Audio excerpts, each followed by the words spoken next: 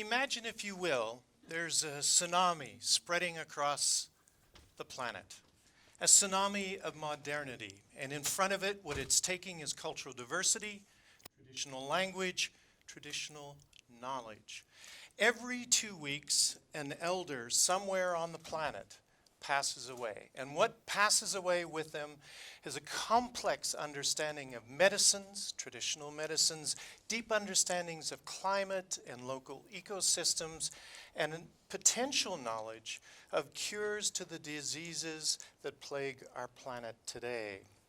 7,000 languages. Of those 7,000 languages that are spoken on the planet today, a vast majority are oral, not written down, and are not being taught to the next generation. So essentially, in the next 50 to 60 years, we are going to lose a vast majority of the languages and traditional languages spoken on the planet. 80% of those languages are expected to disappear by the end of the century. So when that elder dies, a whole ecosystem of cultural and intellectual diversity created over tens of thousands of generations is lost. So when we speak of species diversity, the building of a seed bank of DNA diversity for our survival, but what about intellectual diversity? The ability to look at the world in a myriad of different ways. What about cultural diversity? That rich tapestry of human knowledge that dates back to when we left Africa. So, Google, Silicon Valley is talking about downloading all known information. How can you do that if 80% of the world's languages are oral? So when that elder passes away, what goes is a huge wealth of vastly important information, cast off as if it's a relic from the past. Now, I have spent my entire life documenting traditional culture, cultures from our past, living in our present for future generations. Who are these people? Come with me. I want to share a few stories. So, I'm from Africa. We're all from Africa. I've spent a tremendous amount of time there. I wanted to go home.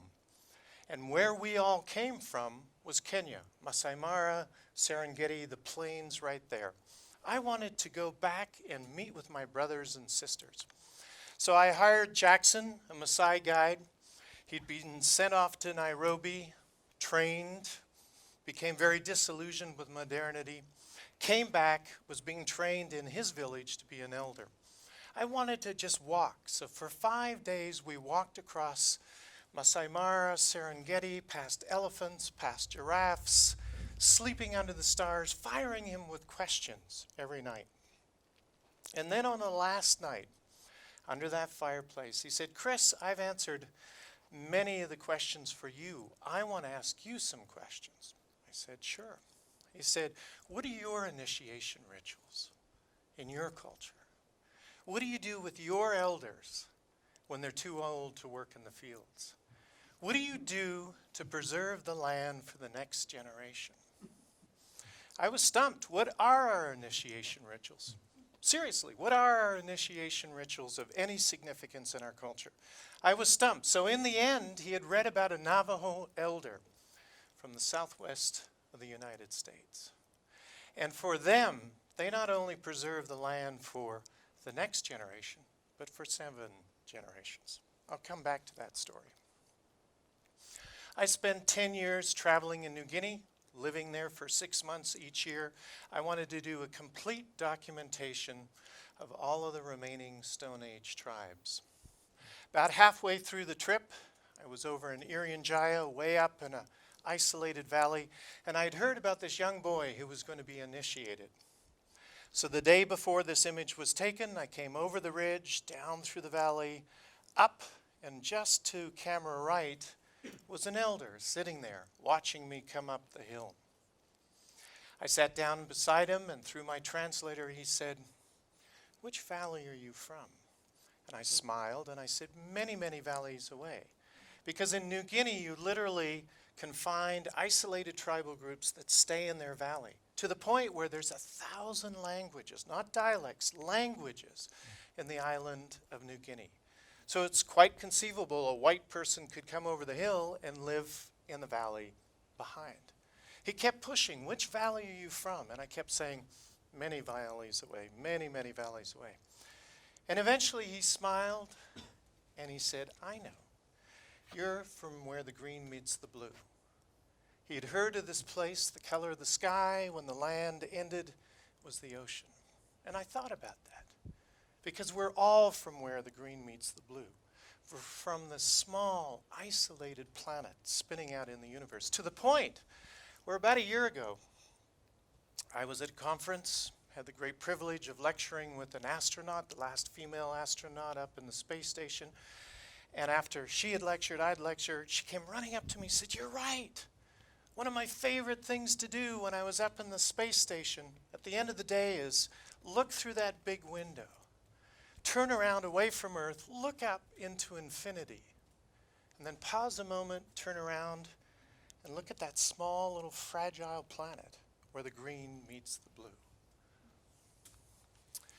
Near the end of my experience, the 10-year experience in New Guinea, we had heard about this isolated area up in the northwest part called the Bird's Head, where quite possibly there were tribes that had never been contacted before.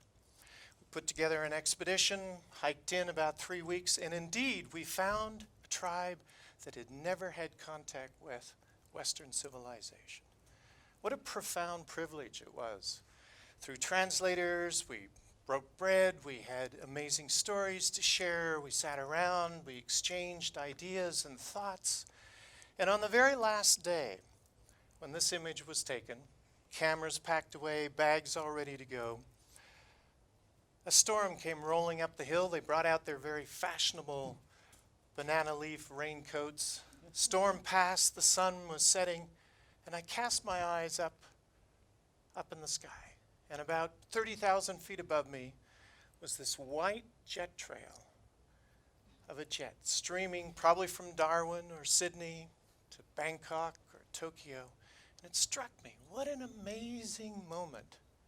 We are all alive at this crossroads of human evolution, where there's still cultures with one foot in the Garden of Eden, still connected to ways that began Africa, our primeval past. And yet we have all this amazing technology at our disposal. So here we are deep in the 21st century. Let us take one last look over our shoulder at the millennium behind us. What cultural traditions do we leave behind, and which ones do we carry with us into this new century of technology, information, and profound cultural choices? How will these new tools really affect us? Using the internet, the Navajo elder is already sharing his stories with Jackson, my Maasai guide, using Facebook. While an Ethiopian priest, after his first prayers before the morning light falls on his computer, will be emailing his shaman friend in Asia. And why not? There are internet cafes in Timbuktu and smartphones in the jungles of New Guinea. Indeed, we're all a part of a modern planet yearning now more than ever for dialogue among our civilizations. Let us use this new technology to celebrate ancient traditions, to build profound bridges of communication, and share the stories of cultures living on the edge that lie deep in the desert of our existence. So how does this work?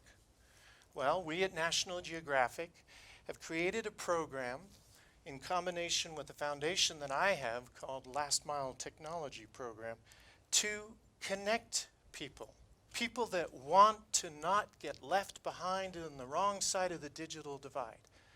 I ask you, are we the ones to decide, like some cultural imperialists, who gets connected and who doesn't? It's not our decision. It's a larger revolution that's happening here. So we go, where invited, bring cameras, computers, video cameras, and we empower people to tell their own stories. So in the 20th century, certainly National Geographic, guilty as charged, has sent out white male photographers and writers around the world to tell other people's stories. We're living in a different era. We're living in the 21st century. If we're going to talk about a flat world, then let's make it flat. Let's not just convince ourselves that we're democratizing the process.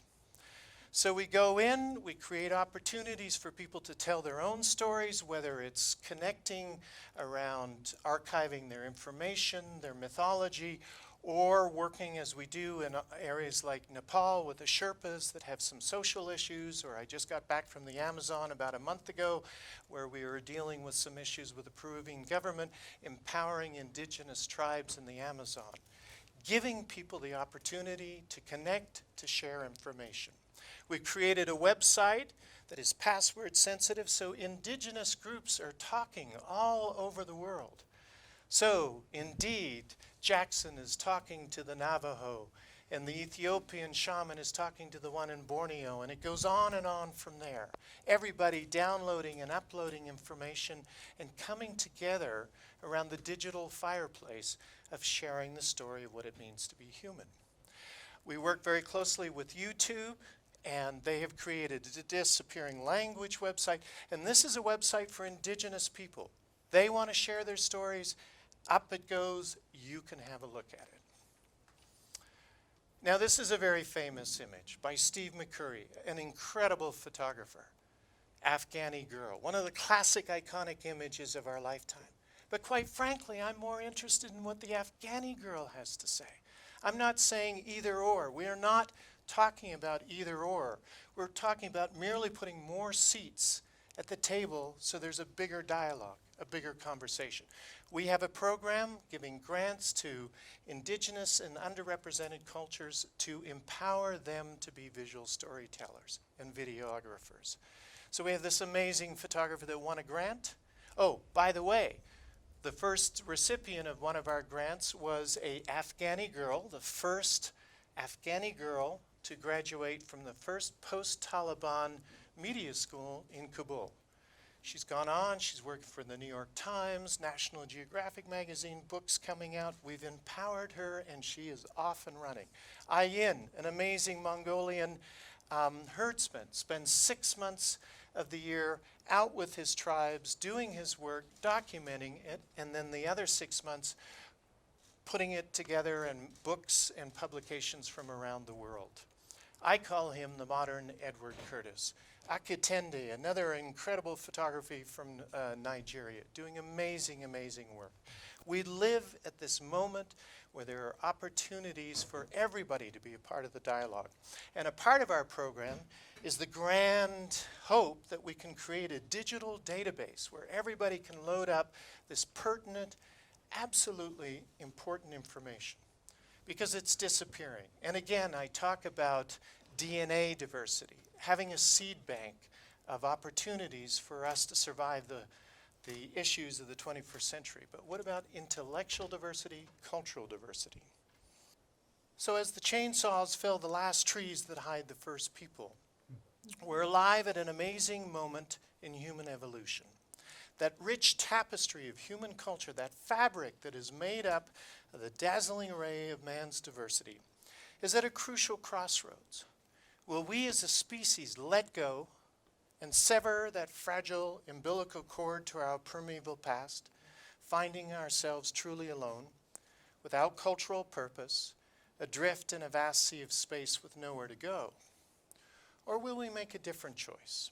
It is my hope that we can all gather around the digital fireplace of humanity and continue for generations to tell the stories of what it means to be alive on a planet that has survived the 21st century.